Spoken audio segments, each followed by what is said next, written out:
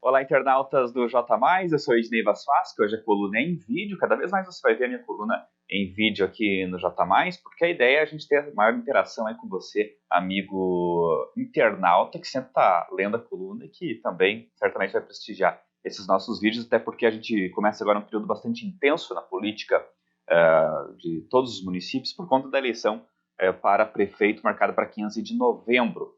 Ou agora na quarta-feira tivemos então o encerramento das convenções, até dia 26 a necessidade de registrar as candidaturas na Justiça Eleitoral e aí começa a campanha dia 27. Bom, vamos comentar como é que ficou então o cenário eleitoral aqui na nossa região, na nossa comarca, né? As 4 cidades da comarca eu vou comentar nos próximos minutos. Começando por Bela Vista do Todo, talvez o cenário mais tranquilo, né, entre aspas, porque são só 2 candidaturas, muito bem polarizado. Então, o atual prefeito Adelmo Alberti rompeu com seu vice Carlinhos Schissel, e dessa forma os dois vão concorrer um contra o outro.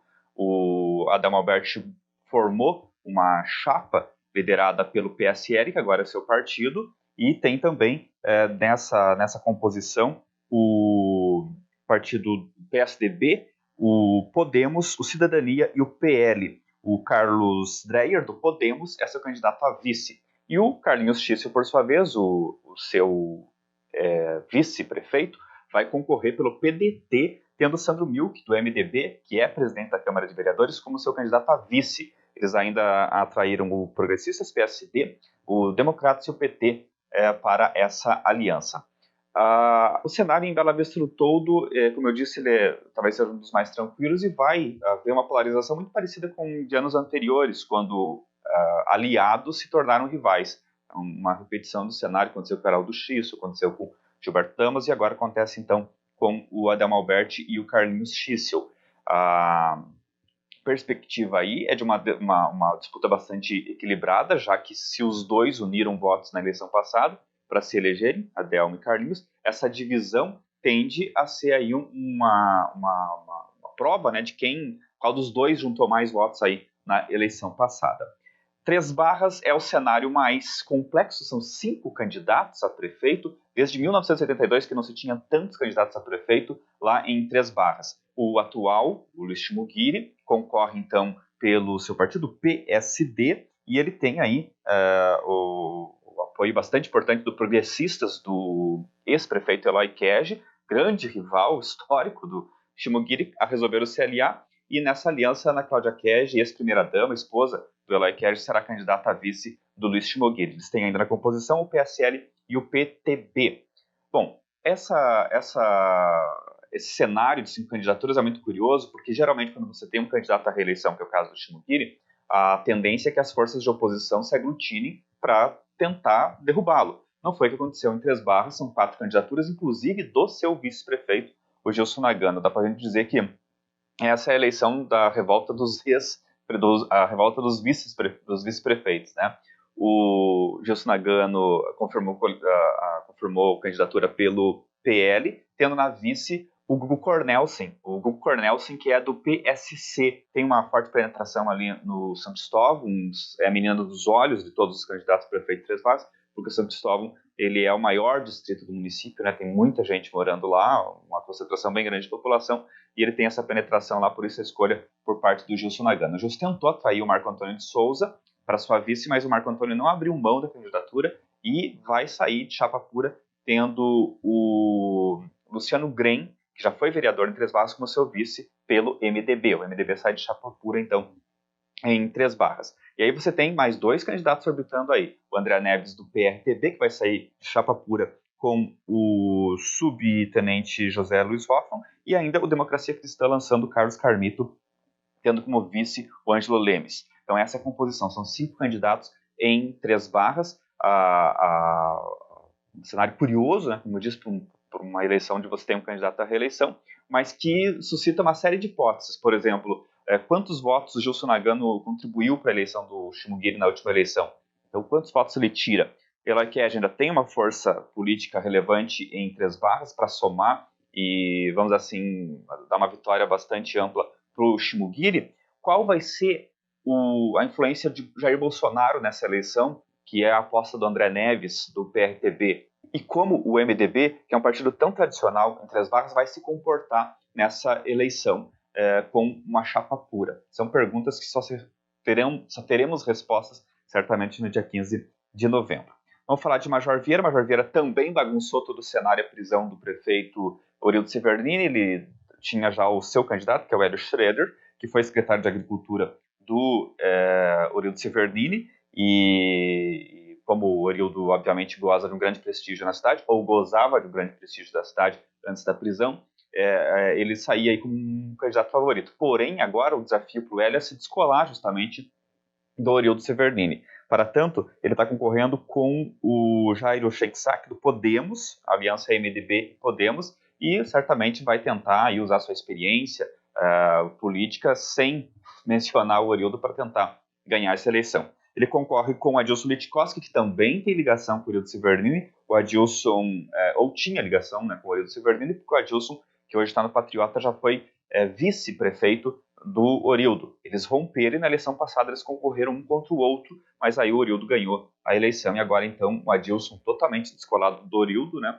tenta aí a vitória, tendo como vice, candidato a vice, o Edson Schroeder do PT. Ele conseguiu formar a aliança mais ampla, tá então Patriota nessa aliança, Patriota do Adilson, o PT do seu vice, do Edson, mais o Republicanos, Cidadania e PSB.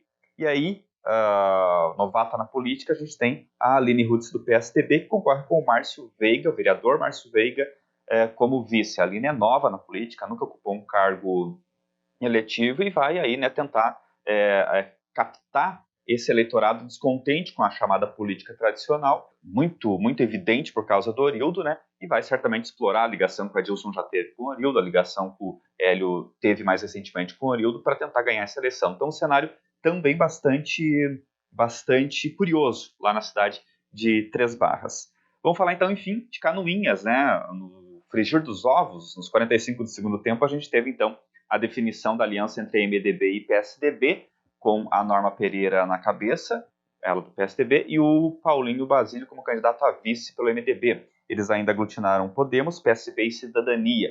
E essa é a grande frente de oposição para tentar derrubar o Beto Passos, atual prefeito que concorre à reeleição, novamente com o Renato Pique na vice. A aliança do Beto tem PSD, tem o PP, PL, PSC, PSL e também o PDT. E aí você tem, orbitando essas duas candidaturas, o Ivan Kraus, do PRTB, que vai fazer mais ou menos o que o André Neves está fazendo lá em Três Barras, tentar testar o nome de Jair Bolsonaro nas urnas numa eleição municipal. Ele se coloca como candidato bolsonarista, candidato do Bolsonaro, e a gente não pode esquecer, Jair Bolsonaro teve 71% dos votos na eleição presidencial aqui em Canoinhas, então é um nome bastante relevante. Então é muito curioso a forma como essa candidatura bolsonarista vai se comportar, como que os bolsonaristas de Canoinhas, ou aqueles que apoiam Jair Bolsonaro, vão aderir ou não a essa campanha, a essa candidatura do Ivan Kraus, que corre com a professora Patrícia Padilha, do Democracia Cristã, na vice. A coligação é PRTB e Democracia Cristã. Vejam, o cenário está bastante competitivo em todos os municípios da nossa região. Três Barras, por ter 5 candidatos, se por um lado se fala que isso favorece Chumuguiri, por outro pode haver aí uma diáspora de votos que também pode prejudicá-lo. Então não é um cenário certo. Assim como aqui em Canoinhas, essa aglutinação entre MDB e PSDB torna a eleição mais acirrada, torna a eleição mais competitiva. Se você tivesse MDB separado do PSDB, a tendência seria de haver uma separação daqueles votos de oposição ao Beto Passos, e aí o Beto Passos ganharia a eleição com mais facilidade, na minha visão. E eu já usei na minha coluna, vocês que me acompanham já perceberam isso, é um comparativo que eu acho que seja bem próximo do justo. A eleição para deputado estadual aqui em Canoinhas, quando a gente teve Leoberto Weinert, do MDB, concorrendo com o Renato Pique, do PL. E o Renato Pique, vice-prefeito, obviamente captou os votos de apoio ao governo, enquanto que o Leoberto captou os votos de reprovação do governo Beto Passos. E aí você teve praticamente uma separação muito clara dos votos. O número de votos que cada um levou é muito próximo. Não dá para dizer que nenhum perdeu feio para o outro. Então você tinha aí uma oposição ao Beto Passos muito próxima de uma aprovação a ele. Se houvesse separação entre Norma e Paulinho, creio eu, esses votos que foram para o Leoberto dividiriam-se entre esses dois, entre Paulinho e Norma. E isso favoreceria o Beto Passos, que ficaria com os votos do Renato Pique. Claro que essa conta não fecha, ela não é exata, mas eu creio seja um bom parâmetro para a gente comparar essa situação. Como aglutinou Norma e Paulinho, cenário incerto. Outra coisa, a Norma tem uma força política inegavelmente maior que o Paulinho, porque tem uma carreira, um histórico maior. Isso não é nem um pouco depreciativo ao Paulinho, muito pelo contrário, mostra que ele, sendo jovem, já está num cargo, já ganhou muito sendo candidato a vice-prefeito numa chapa que é considerado bastante forte, e que tem muito futuro na política, mas que neste momento, de fato, o nome mais adequado para concorrer com um candidato à reeleição, como é o caso do Beto Passos, seria de fato o Norma Pereira. Então a decisão foi acertada, por mais que isso tenha custado ao MDB, de certa forma, desconsiderar todo o histórico do partido de 12 anos de mandato aqui em Canoinhas, mais o fato de que na eleição passada eles perderam por muito pouco para o Beto Passos. Bom, o cenário está posto, a gente vai acompanhar tudo com muita emoção, com muita empolgação. Você sabe que a gente gosta de política, e você, amigo internauta, ganha com isso, porque ganha com a nossa cobertura isenta e imparcial, que vai trazer para você todos os detalhes, até o último minuto, até o último voto que seja contabilizado nas urnas, e todo o cenário que a gente vai acompanhar. Lembrando que o J+ vai promover debates com os candidatos a prefeito de Canoinhas, Três Barras, Bela Vista do Toldo e Major Vieira nas 2 últimas semanas do mês de outubro, e, claro, a grande cobertura no dia 15 de novembro da apuração. Eleições 2020, Canoinhas região, passo aqui no J+.